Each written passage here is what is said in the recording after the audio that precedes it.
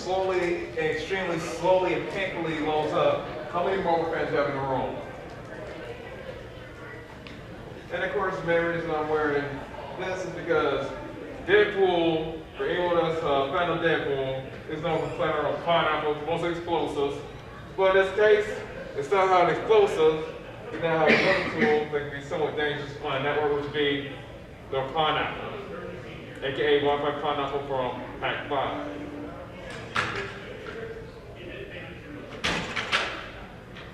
And the nice part about these things is that you guys use these, they actually happen someone's computer and they're not even knowing it, right? So pretty much helping someone's network.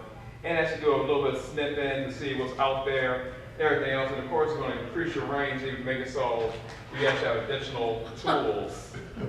So this one is too small, you're not getting enough range, you get the big one. So I actually was able to get the little upgrade antenna that came with it, because I cut it during the Black Friday sale. Had these. And then also these antennas as well.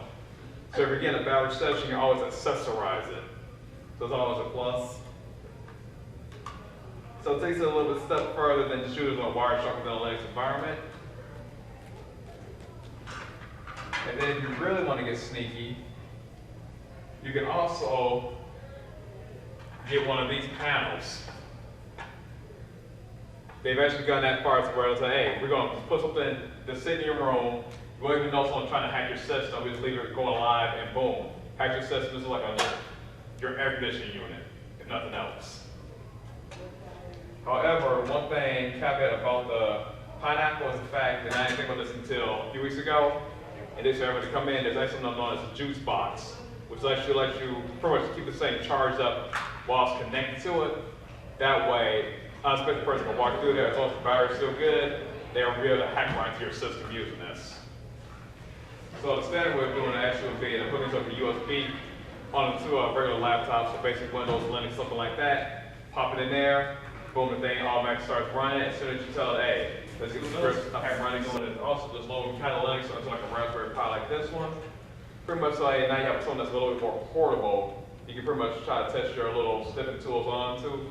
But of course, that's another issue where, guess what, you don't still need the USB port to plug it into a wall somewhere, but still something kind of nice, little tool to kind of test it out. You pretty much want to go ahead and flat state initially when you first get it. The best way to do it, of course, would be go to an Android device or go to an Android tablet. You pretty much will go ahead and plug it in from here with this cable, or actually get another cable. Use this to plug it into like your PC or like a USB power supply, and in this cable actually is a Y cable that goes to like a mini USB port, plug it into your Android device, and then once you're in an Android device, you can then go ahead and do the settings for that, where it's like, okay, guess what? There actually is an Android app for the Wi-Fi pineapple. So first thing you need to do is go to Android store, download the app for it. Once you download the app, you then go through it, do this setup, boom, you're also to go to kind of play around with your pineapple from your Android device. So that's one way of doing it. And of course, there's also Linux and Windows setup as well, where you get the full web page. You actually see everything in a lot of better detail and try to look at the little tiny image. Okay, so what I'm saying to boot up, has anyone here ever heard of Hack5 before? Like a podcast, cool. Yeah, so basically it's what they had, predecessor. Now they have something other known as Bash Bunny, probably get that later on. And of course, the tried and true land turtle's been out for a while as well. So what's the Goat Simulator? Yeah, I downloaded from Steam a while ago. It's so good. CIA tool. Yeah. It's exactly what it sounds like. You're a goat. Yeah. You hit stuff, you headbutt stuff, and you destroy things. You fall into the Jump over fences. That is getting complicated. Yeah, and I will say this for the record, the developers of iTunes, you're officially worse than the developers of Dr. Jekyll and Mr. Hyde. And that's the biggest insult in history. And when they talk about the NES version, I'm going all the way to the Spectrum version. So while we're waiting, is there a non-black hat use for a pineapple? Yeah, if you're doing like pen testing, that's primarily the best way to use it. Which is why I pretty much want to use the Raspberry Pi as an example, where you can pretty much just go ahead and install Kali Linux on this, or different variations of Linux into like something small, like this poke in your hand, and then kind of play around with that, see, okay, what vulnerabilities you have in here, the Wi-Fi panel will pick it up, if not, good. If it does, then we need to work on hardening your OS and keep sure about the Raspberry Pi. It's fast, of course. You can go ahead and load any OS on here. Pop into a little micro USB drive like this. Pop it in there. You're good to go. And of course, you get the little converter. Pop into the SD slot on your computer, and then from there, use something like Image Burner or a certain different programs that should let you burn an image straight to the USB device. That you go online, so different versions of Linux, even BSD. So then you practice on here, you get to go. First time I did you if you're in a VM, but instead of being a VMA, it's a hardware, and it's just a real network to work with. Versus being into a little pin box network where it's like, hey, guess what? If you have a virtual box or VMware, it's not going to work out there in the real world like that, because now you actually have real hardware versus a virtual bunch of hardware and network routers, switches, smart switches, and everything else, because what your emulator may think Cisco's doing, it probably won't be doing in real life. And I just had to go ahead and switch over to that part. I was going to late the second half of the presentation. I don't need the part presentation, so I was like, let me just talk about the actual hardware, purpose of that. So that's pretty much the primary reason someone would do that.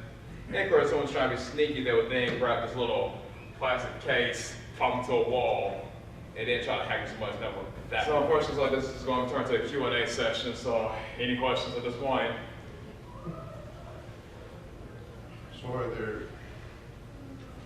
tools when using the pineapple to help do things, it sounds like an interesting way to be a bad guy, but if you don't want to be a bad guy, what you do pen testing with it, but are there tools to do other things like? And that's basically the primary function of it, is pen testing and kind of find the rest of the network. That's about it. And I truly apologize for wasting everyone's time today. It's just one of those things that happens.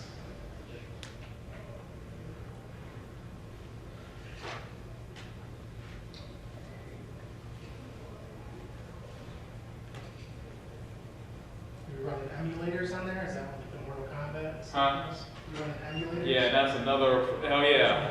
One more thing, the Steam version of Mortal Kombat, a waste of $1. Is it? You're better off downloading Mugen and playing it on any version of Linux, and it'll run better. Yeah.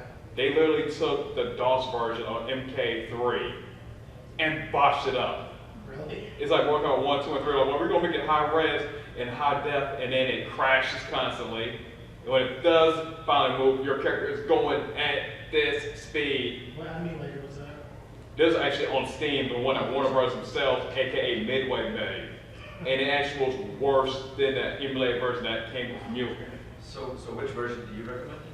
I recommend sticking to the original cartridges or the actual DOS version. The Windows version that Midway came up with crashes consistently. Harder than my machine did after iTunes got installed on it. So wherever if you're a Windows 10 user, do not upgrade your iTunes. Yeah, so I'm about to take this back to my room. I got finished probably on everything's gonna be nice and work like I did beforehand, but It's gonna go Office Space on his laptop. it's like one of those things that happens. Yep. Did that work last week?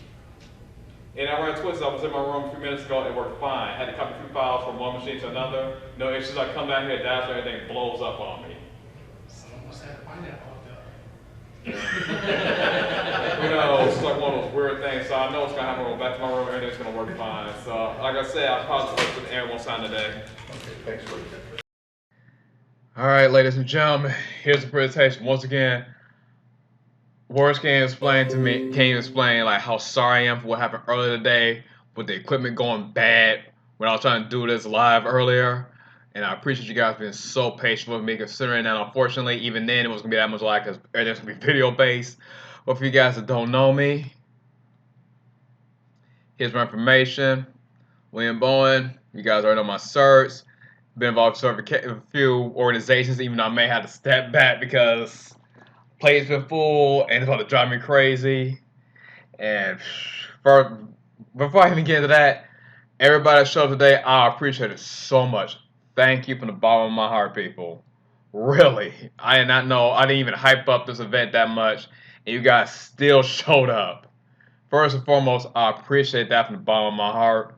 And the fact you guys just put up with all this that happened today, thank you guys. Like, seriously, I definitely appreciate it. And the fact that I actually had subs that showed up today, you don't even know what that means. Period.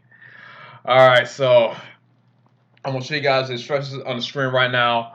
This is all the stuff I tried to show you guys earlier, and this a hilarious part. Just PowerPoint presentations. I can't even show you guys PowerPoint slides, but this is it. You saw the actual equipment in the room. So of course, here's the information. If you're on Windows, download the latest Wi-Fi Pineapple. And why is Instagram tripping on me right now? I apologize for that too. So this video can get more ratchet already, but yep. So of course you plug the Nano into your computer using the Y cable I showed you guys during the presentation. And now we get to the point where my computer decided to blow up on me. Now you browse to HTTP yada yada yada yada yada. And please note that Chrome and Firefox are on ones that official support. So this will be 172.16.42.1:1471. Once again, it's http://172.16.42.1:1471. And of course, you follow the on-screen instructions to complete setup. And Android, I kind of talked to this earlier. Basically, download the latest Wi-Fi Pineapple NanoWare firmware. You go to http:// or https. Make sure you do that. Then you go to www.wipineapple.com/download/nano/latest. At this point, you install Wi-Fi Pineapple Connector app for the Android. Once again, this will be the Wi-Fi Pineapple Connector app for the Android, which you get from the Android store from Google Play. And there's a link right there for you guys to look for later on.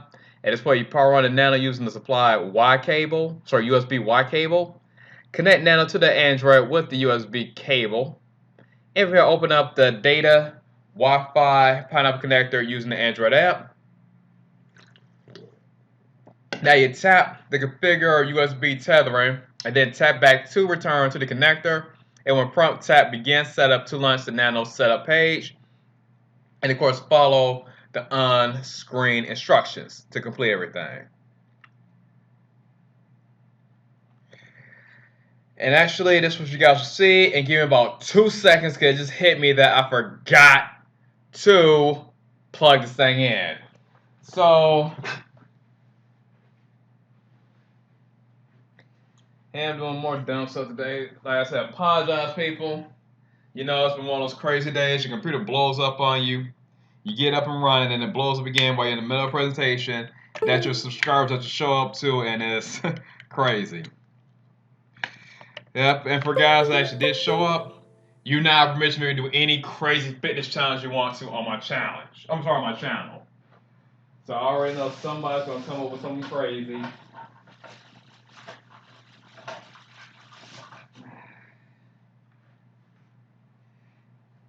So now I have my Wi-Fi Pineapple, so I can plug this boy in, and I show you guys some of the stuff I'm talking about, so me just yammering all over the place.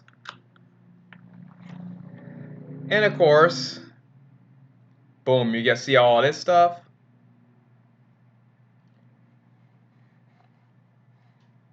So you let it go through the setup, go through your password, accept the EULA and everything else, complete the setup. Actually, there's a recon where the command from what interface shows you all available networks, which you see right there. All your network information is in here. This I really don't care about because, guys, it's a fake system, so who cares? Give you an idea what it looks like. So actually here I'm doing a variation of NetStat, so I'm running that on the Wi-Fi Pineapple. Alright guys, let me do a live demonstration portion of this program right now. Unfortunately, this will be the end of the video because I found out that now the ports at the hotel are actually blocking me from using my Wi-Fi Pineapple here. So yeah, plus kudos to the West End for blocking the ports, but unfortunately that killed the presentation. Alright guys, if you're still watching this, please rate, comment, subscribe. Apologize for the issues that ran into this video. Until the next time, peace out.